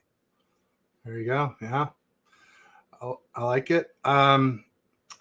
Jim Everett the Great says Rams run the chat. Nah, Jim. Only thing Rams run is their stars out of town. Jalen Ramsey. He's in there going off these Rams, boy. Bobby Wagner back to the Seahawks. Who's left? You got AD all by himself on that defense. You got, I would say Cooper Kupp was all alone with Stafford on the offense, but man, Puka Nacua really came out of nowhere. I got to give them props on Puka. Yeah, Puka. So other than that, they got, and I guess Kyron Williams is doing good things as well. I haven't watched him. He's injured, but yeah, he is a monster. He's pretty legit, huh? Out of Notre Dame, if I'm not mistaken. So I guess they didn't run all the stars out of town, but hey, 3-5. Good luck, Jim. Good luck. I think I said you're going to run back 5-12. I'm staying with it, even though it looks like you'll get a little more than 5 wins. I don't think the Rams will make the playoffs. Trey the Wave says, do you think Shanahan is done with Brock just like Jimmy G and Lance? I don't think so. He certainly is saying, like, he's still all, I can't believe it. He said something recently, like, I can't believe how much I still believe in Brock, or, something along those lines. So sometimes he lies. So it's possible that he's lying, but his words are not matching up that he's done with Jimmy G. I mean, he's an idiot saying some shit like Brock that. Purdy. Straight idiot move. What's that? That's an idiot move. If Kyle said that? No. He's saying Kyle said that he's fully in on Brock Purdy. Oh, all right. He still totally trusts him. Believe how much he's in on him. I was like, what? No, he's like almost like, you can't believe how much I am. Like, I'm still so in on Brock Purdy. Oh, all right. I'm about to say, like, if he said those words, I can't believe how much I am. Like I said, he could be lying, but that's what it sounded like to me, that he's second guessing himself. But he doesn't sound like he's moved on. I'll just say. I hope not. And I guess time will tell. Actions speak louder than words. I've always said that, but right now his words are saying that he's not done. Yeah. Jimmy wasn't one and done. Oh, not in the playoffs. No, Jimmy always won at least 2 playoff games for us. He got us to the NFC Championship game. I mean, technically, I will say in 2019, Jimmy threw an interception to Eric Kendricks in the first half against the Vikings. And then he threw 2 more times to Kendricks, and Kendricks dropped him twice. So in the second half against the Vikings, Kyle shut him down. And Kyle only let Jimmy throw the ball 4 times in the last 2 quarters against the Vikings. So 2 times a quarter. And then he stuck with that number. He's like, let's just stay with that for the NFC Championship games. Only 8 pass attempts in the NFC Championship game against the Green Bay Packers. So 12 pass attempts in the last 6 quarters. So you can say he got us there, but I mean, he really more, was there while we got there is sort of more of the truth. And we're starting to see that now with Jimmy G. So wasn't surprised to see Jimmy struggle with the Raiders. No, not at all. I didn't think it was going to be any good anyways. Jim Everett's trying to compare all these 1945. Yeah, he's going back. I saw him doing all that. That's crazy. Hey, Jim, how many teams were in the NFL in 1945? Out of curiosity. Was it like 12? Was it 8? No, because like 12, yeah. Either way, that's less than winning a Super Bowl, which they didn't call it a Super Bowl, a championship. Back then, that's less impressive than winning an NFC championship now, where you're beating 16 teams. So, take your 1945 and stick it where the sun don't shine. But I'll just go through that one just because he wrote it down. But 2021 Rams better than 84 Niners. That was the team that beat Dan Marino in the Super Bowl. Okay. Sure. 99 Rams greater than 89 Niners. No, wait, 89 Niners was like one of the greatest teams ever. Like, I think they were 16-1.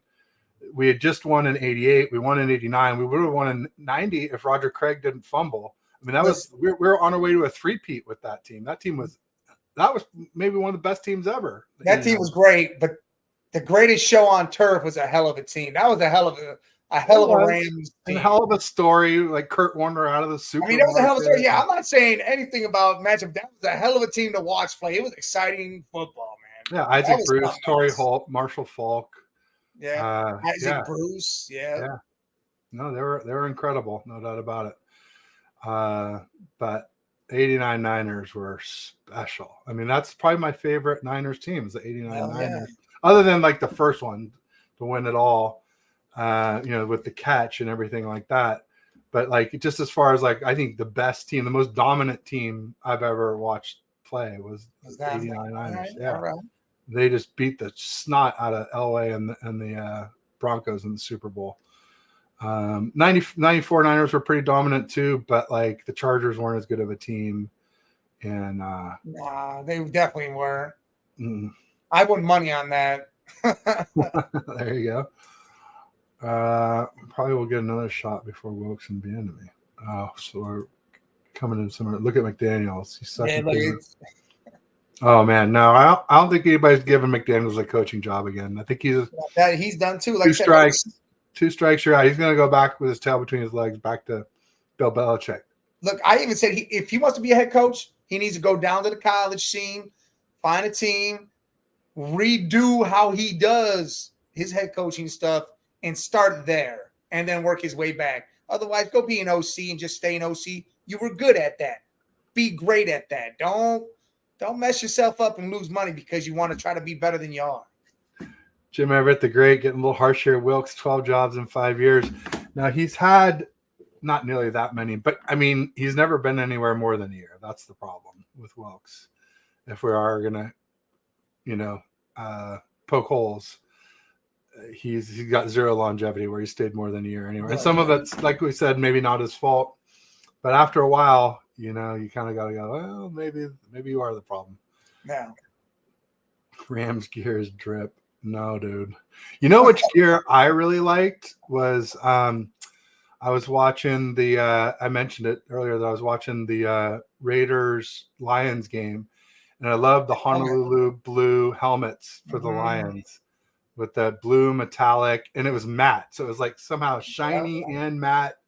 And oh man, I was like, those look cool. I was definitely. I like how they put the way the lion was on there. I like with jumping through the 2, the blue and the gray bars. Yeah, it was just the whole thing. I was a big fan of the colors and whatnot. Maybe the Niners could do something similar with a red helmet, or I guess gold, but. Gold, I don't think it's quite as cool as metallic red or blue like that. It reminds me of like my e-bikes that I had and my remote control cars have upgrade parts that look like that when you're ready to move off of the plain aluminum or plain plastic or whatever. Yeah, get something shiny. A lot of times they look like that. Wilkes was one and done in a bad situation in Arizona. Yeah, I mean, we're not going to fault over that. That was more Josh Rosen, I think, and them tanking for Kyler. Like you said, there's a couple times teams were tanking. I get it, but then what was the reason in Cleveland? Well, I think it was a bad situation. Period. Because it was Wilson. Was it Mangini or was it God? I can't think of who the hell it was. Oh, was Mike? it Mangini? Okay. Was it Mike? Was it Patton? No. It could be. Interesting. Great one says, my point is black coaches don't get the same treatment as white coaches. This is very true. And it's a real shame. It's a shame. Trash. You see it. I mean, where I ran into a lot was, arguing with people about Trey Lance and defending Trey Lance. And there are so many people that were piling on Trey Lance that just, you could tell it just wasn't just football. It was like their chance to put somebody down because of the color of their skin. And it was just really frustrating. I really got a feel for it a little, as much as you probably could as a white man. Yeah. It was terrible. It was a terrible feeling. And I'm not saying everyone who hates Trey Lance is a racist. Just there are definitely some. You could see it in their other stuff when they talk about politics and whatnot. It really showed true. I don't understand no racism anymore, man. This country's run by the people. If the people come together, we run it all. Stop hating each other. That's the whole. Stop hating each other. Yeah, no doubt. Kyle and Wilkes the same then? No, I mean Kyle's a nepo baby, because of Mike Shanahan. And we talked about Grant Cohn earlier. He's a nepo baby because his dad Lowell was a Niners reporter in the 80s. And basically gave his press pass to Grant. But being a nepo baby, it only gets your foot in the door. It doesn't take you to the heights that both of these guys have gone to on their own. So you can't blame it all. You could say that they got there sooner. They got their start sooner. Therefore, they achieved higher heights sooner. Their foot was in the door sooner than normal. Right. But you got to take the ball and run with it. And if you don't have, you still got to do the job. You still got to do the job. You still got to be excellent. And I think they both have proven that they are. What do we have now? I don't know. What is that? I think he won games, not a Super Bowl. I think that's Jimmy. Kyle won with a great defense. But yeah, but if he picked the defense, then you got to give him or prioritize defense. Then Kyle still gets credit for that. Yeah. One with Jimmy. Yep. Kyle losing record. We didn't know Jimmy playing. Well, but part of that is because of who came in. It was Hoyer, it was Mullins, it was CJ Beathard. These guys are not starters here, and they're not starters anywhere else. So it's not, obviously you can see with Matt Ryan, you can see with Jimmy, you can see with Purdy what it looks like with, at least a competent NFL starting QB. Then it's a much different look. All right, I think we've pretty much covered most everything. We're kind of getting into circular arguments here. Been on for an hour 30. That's where I start to turn into a pumpkin here. Maybe time to go clean the pumpkins off the front porch. Yeah. And we're caught back up on the comments, at least to where we were. Let me just go down to the bottom, make sure there's nobody here. About Kings, Lakers now. There we go. Well, real quick, just want to call it Sentinels Football Channel. Make sure you check out his YouTube channel. It's great stuff. We got Sacktown Izzy in the house. Thanks for joining. You guys lit the beam last night. I thought the Warriors won. What? I thought he's talking about when they faced the Lakers earlier. Oh, okay. That night. Okay. All right. Not last night. Sorry, my bad eyes. Yeah. Like, man, I could swear we just beat you guys barely on a last-second Klay Thompson shot last night. But hey, shout out to the Kings. Great fans, great team, great young team. I really like De'Aaron Fox. I really like what's the other guy's name? What's that? Sabonis? No, I don't like Sabonis at all. You don't like Sabonis? I like the other guard. You got Fox. You got Malik Monk. Yes, Fox and Monk. Those two are really fun to watch. I see them as a lot like a young Curry and Clay, potentially. I mean, not obviously with the shooting, but just very dynamic players, playmakers, scorers. It's a great young core, and good luck to the Kings in the future for sure. Could be as quickly as next year. It could be even this year. Who knows how long this old Warriors team is going to hold together with duct tape and super glue. It's coming down. It's coming down the pipe. It's about to be the end of it soon. It's Father Time is undefeated, and these guys are all in their mid to late 30s. It's just not a recipe for success in the NBA anymore. But we'll see. Yeah, we'll see if they can stay healthy. They might have 1 or maybe 2 more years left in them. We'll see. Let's see. So who else we got? Sentinels here. Sacktown Izzy. I think that's pretty much it. Bryant's here. I think we said hi to everyone else. That was the main thing. I just want to make. We got Dariel Demora on your channel here. I don't know who that is. Okay. Well. Thanks for stopping by. I don't know what that is, but it's on Facebook. He's just I don't know. He's promoting a YouTube page. Maybe I would say don't click that, folks. Don't do that. Don't click that. Rams Kevin Dotson, highest grade NFL this season. Interesting. Rams guard. That's interesting because the Rams were pretty weak on O-line last year, mostly due to injuries, though. Let's be honest. Yeah. They got really beat up. Their O-line, they had some crazy number of configurations. I really think that's what's hindering them now. Williams going out, Cup coming back. If Cup would have been there earlier, different things for the Rams right now is what's happening. Stafford, is he regressing again? Is that elbow hurting him? Because they're talking about him maybe sitting this week. I don't know. There's a lot of things going on over there. There you go. Well, good. Well, Mike, thanks for coming back. Always. We'll see you next week. Somewhere around 2:30 we'll probably be on. Also, if you guys didn't see in the banner, Randy, especially you helped me with I voted for Pedro. We're trying to think of a name for the show, for the weekly show. I don't know.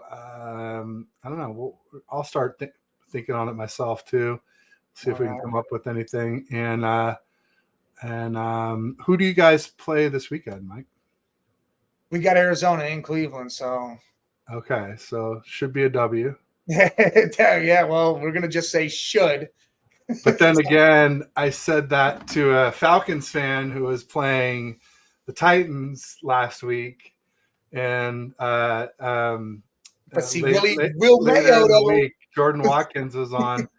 And I was like, the the Tanktons or something because I figured they were tanking, and all of a sudden, Levis comes in and throws 4 touchdowns, and Listen. and now I guess he's going to start again. I mean, yeah, they're not going to put back Tannehill after that. Well, Vrabel was looking real stupid because he even said, he goes, well, I don't know. It depends on how Ryan listen, you put Will Mayo Levis in and you let that boy do what he did because he re-energized that offense. D-Hop looked like old D-Hop. Henry was running the ball with authority. Let this team go. That's the reason why you didn't trade those 2 guys away, because of that win. The way they looked is why you didn't. And it's not even that Levis come out and said, oh, I'm just going to toss about. He had poise. He looked good doing it. It wasn't just some rookie fluke thing. That dude looked good and comfortable, cool, calm, collect, doing what he did. I think they come out and I think they win tonight in Pittsburgh. There you go. Randy he's back on the Kings bandwagon. He pretended to be a Kings fan with the whole light the beam, and we were playing them in the playoffs. But really, Randy, you're a Detroit Pistons fan, so be honest. You're not. We're nice. That's why he's switching up right here, because Detroit has got nothing right now with the Pistons. There you go. They got a lot of young pieces, but they got to put it including together. James Wiseman, the former Warrior, who was a lot like Trey Lance, very raw. It's funny, both Bay Area teams picked these raw developmental players for these win now teams, and both of them now have since been traded away for peanuts. And I mean, that's a good young piece, to be honest. If you can develop him, Cade Cunningham, I think Ivy's is there. I mean, you got some good pieces in Detroit, but it's just a matter of getting it right. Sacktown Izzy says, light the beam. There you go. It's a cool beam for sure. Even Jordan Elliott, who's a big Niners Warriors guy, was like, I kind of wish my team had something cool like this. It's pretty cool. The kind of purple laser they shoot into the sky. Let's see here. What do you say? Oh, Pistons. I guess he's off that bandwagon and onto the Kings. They're recharging their batteries. Hey, I agree. They are. Like I said, they got good young talent. It's just a matter of getting some good veteran leadership around them, getting the right coach, and seeing where they go. There you go. Well, good luck against the Cards. I don't think we'll need it, this season, but they are division rivals technically, normally. Yeah. But right now they only have 1 win. Well, they got their rookie quarterback starting, so hopefully they do have a new quarterback starting. Well, that rookie. Oh, right, because they got rid of Josh Dobbs. Tune's going to start. They were trying to convince everybody Kyler might. No, they're dumb if they do that move. But I heard Tune's going to start. And I'm like, all right, dude, Myles Garrett's about to eat like. Well, we know it's not Colt McCoy, right? Because he's gone too. He's on another team. No, it's I can't think of his first name. Clayton. I know his last name's Tune. I don't. Yeah, Clayton Tune, I think. Yeah, there it is. Yeah, interesting. And then so there are some good games this weekend we should probably shout out. Obviously there's let's see here. There's the Eagles and Cowboys play. Chiefs Dolphins. Chiefs Dolphins is a big one. Bills Cincy. Bills Cincy is a huge one. No. And I felt like there was one more, but maybe not. That might have been it. That's still a pretty good slate. Yeah, because I think that's going to be around it. There's 3 big ones. Because what else do they got going on? No, there's nothing else. You know what's a good one, and that Seahawks Ravens game. I think that'll be a good game. Yeah, I think it'll be a good game. I think it'll be close. I know you're praying the Ravens stomp all over them. I'm going the opposite way because I need the Ravens to come down.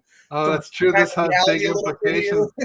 Shit, man. You're a Seahawks fan. You couldn't even beat them. Now you're rooting for them? I'm not rooting for nobody. Fine, then I'm rooting for the Bengals to beat them. No, I can't because I like the Bills. I like Josh Allen. But I think the Bengals will beat the Bills. I'm going for a draw in the Ravens-Seahawks game. You say you think the Bengals are going to beat the Bills? Yeah. I feel like it's a switch. The Bills got a lot going. The whole the Bills a lot going. They got a lot going on IR. They got Matt Milano gone. They got Tre'Davious White gone. They got Traquan's. Was it Traquan? No, something's. Their defensive tackle that they lost the same time they lost Maloney in London. Well, the Damar Hamlin thing, I think, is going to be huge because this is where it happened last year when he got hit, went down. I think they're going to walk him out there at the 50-yard line for the coin flip, so it's going to take the air out. Everybody's going to be all buttered up, like, oh, now they're not raw. Every time something happens, it's going to be that way. But I also think the Bills need this win. So do the Bengals, but the Bills need it. Like, they do, but then they lost Kyer Elam to their other corner, and then they are injured. Like Russell Douglas is decent, but they were trying to get they were trying to get Jalen Johnson just like we were from the Bears, and nobody got him. So I think Jalen Johnson might have saved their season. I don't think that Russell Douglas will. I'll just say. You know what's funny about that whole situation is Josh Allen, when they played Green Bay, Josh Allen went right up to Rasul Douglas's face and said, "You effing suck." Now he's on the damn team with them. I take it all back. I was just kidding. Nah, you good? Love you now. Go stop Joe Burrow. Okay, yeah, good luck. Jamar Chase and T. Higgins and Tyler Boyd and oh man, yeah, it's going to be a rough game, but that's I think that'll be closer than people think. But the Bills are injury prone, but I somehow think they squeak it out. Oh, it is in Buffalo, right? So no, it's in Cincy. Oh, then I'm definitely giving it to Cincy. Yeah, but that's why the whole Damar Hamlin thing, because it happened in Cincy. All this happened here. Okay. Yeah, it was. That's the craziest thing. A lot of this stuff, think a lot. It's gonna be a lot of changes. I don't know. I just think that could take a lot out of the crowd for sure. Interesting. Well, we'll see. And if they suit them up for the first time and they just walk them out there, people are gonna be like scared to hit them. Like, oh no. What do you think about Cowboys Eagles? I think the Eagles do the same exact thing they already did. I think the Eagles got something on the Cowboys. I think the kryptonite there, Dak Prescott, I don't believe in that dude at all whatsoever. But doesn't Dak have ownage on the Eagles? You don't think it's this current Eagles? It's like older, not so talented Eagles teams? This current Eagles team, I don't think he's got the Eagles. This new team. I mean, not with Bayard, no. No, and that too, but I mean, the Eagles crushed them earlier. I think it might not be as bad as it was, but I just need somebody to knock the Eagles down because we only play them once and we're 2 games back. So, I mean, it's probably not even realistic. I'm sure we'll drop more. But the Eagles have a really rough schedule. So they got to play the Chiefs, I think, still too. Yeah. So, I mean, they still got some teams they got to play, but I just don't see the Cowboys doing it. It'll be one of those teams that you just don't expect to do it that'll take them down. Kind of like who beat them? Oh, my God. Who took down the Eagles? I can't think of who it was, but everybody went down in 1 week. They all lost. You guys lost to us. The Eagles lost. Was it Minnesota? No, they beat Minnesota. Is it the Jets? It was the Jets. There it is. See, it's going to be the Eagles and they beat the Bills. It'll be another game just like that. Eagles just the one you don't expect. Yeah, well, just like how the Commanders almost beat them twice too. I mean, that's pretty crazy. But dude, you know what's funny is I love Sam Howell. They shipped away both their defensive ends after that. And I don't. It's like they just gave up. I love Sam Howell. I love Sam Howell as a quarterback. But a lot of Browns fans were like, "Hey, let's go get Brissett back." I'm not trading any draft picks for a guy we gave up and they got for free. Yeah. Now, if we were to go to get Scary Terry and him, cool. I give up some picks, give him DPJ, give him who the hell ever, but I'm not trading a 3rd-round pick. See, that's another thing these lunatic fans out here decided to get crazy about. Why didn't we give up all this? What? Dude, he got picked up in free agency. Why are we giving? No, hell no. You ride with DTR and PJ Walker until Deshaun comes back, and then you figure it out in the offseason where one of these guys are going to be let loose and you can get them for free. I'm not giving up a 3rd rounder for a backup quarterback. That's funny. Sentinel Football Channel has a good stat here. Lamar is 17-1 against NFC teams. That is crazy, isn't it? And Jim Everett was kind enough to remind us that he's 1-0 versus the Niners. I remember that game. It was a rain game in 2019. Hell of a game. And there were some questionable calls in that game, questionable play calls, especially that 4th down call at the end where Kyle chose to run 4th and 1 out of the shotgun. And I was like, why wouldn't you go under center where there's the threat of the sneak and the threat of like the running back dive where you're going to make the D lineman go low. Instead, like shotgun, they all had their hands up and they deflected the ball. I'm like, Jesus criminy, that's just basic stuff. That's a Pete Carroll thing. It's one of those dumb moves you make on the I don't know, man. It's a dumb call. And I just realized that I have a 4:15 call on Thursdays. They are calling right now. So all right, yeah, man. A good time to say goodbye. Thank you, Mike. Good luck to your Browns. Always, man. Beat the Cards. And I'll just say peace and go Niners. Later.